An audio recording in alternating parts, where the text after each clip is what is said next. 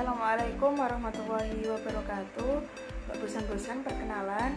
Sebelumnya perkenalkan, nama saya Vivi Ika Fariska dari Prodi Pendidikan Islam Anak Usia Dini, Fakultas Ilmu Tarbiyah dan Keguruan.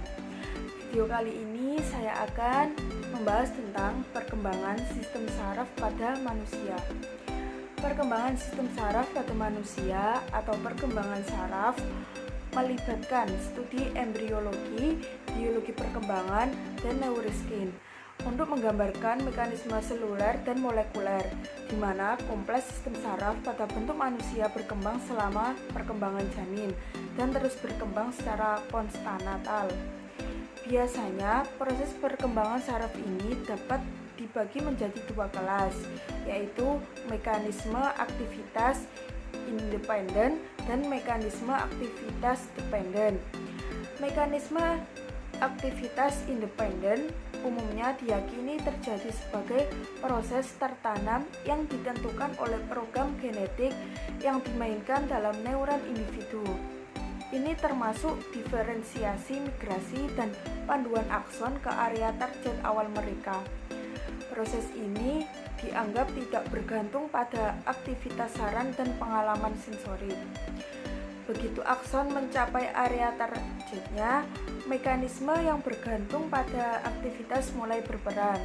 Aktivitas saraf dan pengalaman sensorik akan memediasi pembentukan sinapsis baru, serta plastisitas sinaptis yang akan bertanggung jawab untuk menyempurnakan sirkuit saraf yang baru lahir.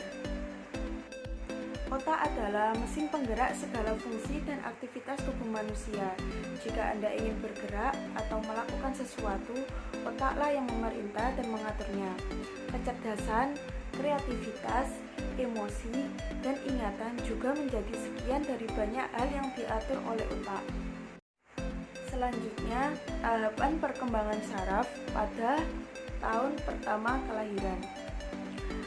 Ketika bayi dilahirkan, ada sekitar 1000 miliar neuron yang terbentuk sehingga ukuran otak bayi sudah mencapai 60% dari ukuran otak dewasa. Saat lahir, mielin atau zat lemak yang melindungi akson pada otak serta membantu impuls bergerak lebih cepat karena sudah diproduksi oleh otak yang berada di dekat sumsum tulang belakang. Bagian otak tersebut bertugas untuk mengatur fungsi-fungsi dasar seperti bernafas, makan, dan mengendalikan detak jantung. Seorang ahli saraf bernama David Perlmutter mengatakan bahwa rata-rata pertumbuhan sel otak selama masih dalam kandungan adalah sekitar 250.000 otak baru per menit. Selanjutnya, stimulasi saraf bayi pada tahun pertama. Lingkungan tempat seseorang anak tumbuh mempunyai pengaruh yang besar pada pembentukan otak. Otak bayi menghasilkan sampai dengan 1,8 juta sambungan sinapsis baru per detik, dan pengalaman sang bayi akan menentukan sinapsis mana yang akan dipertahankan.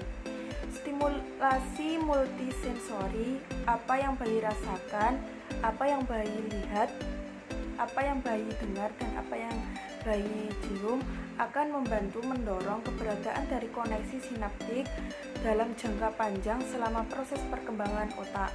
Bayi membutuhkan stimulasi dan perawatan untuk tumbuh dan berkembang.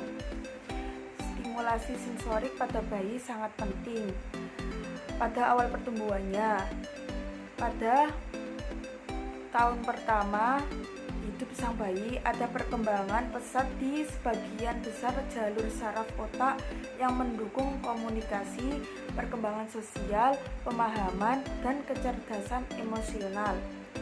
Stimulasi telah terbukti dapat meningkatkan perkembangan otak 2, 3, 4, dan dengan demikian membantu perkembangan kesehatan bayi yang sehat secara menyeluruh.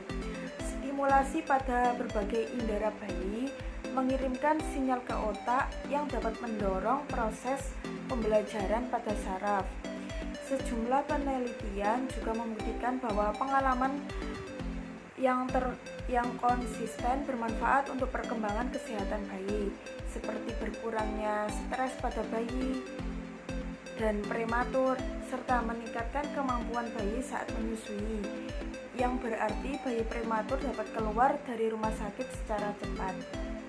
Sekian dari saya. Wassalamualaikum warahmatullahi wabarakatuh.